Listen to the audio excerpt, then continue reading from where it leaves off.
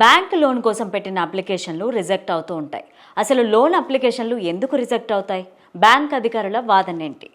Loan అప్లికేషన్లు reject కాకుండా ఉండాలంటే ఏం చేయాలి? ఇప్పుడు చూద్దాం. బ్యాంక్ లోన్ రావాలంటే క్రెడిట్ రిపోర్ట్ కీలకం. క్రెడిట్ రిపోర్ట్ ఆధారంగానే లోన్లు మంజూరు చేస్తారు బ్యాంకులు. అయితే క్రెడిట్ రిపోర్ట్ ను పట్టించుకోకపోతే లోన్లు తీసుకోవడం కష్టం. మీ ఆర్థిక పరిస్థితి ఎలా ఉందో క్రెడిట్ స్కోర్ చెప్తోంది.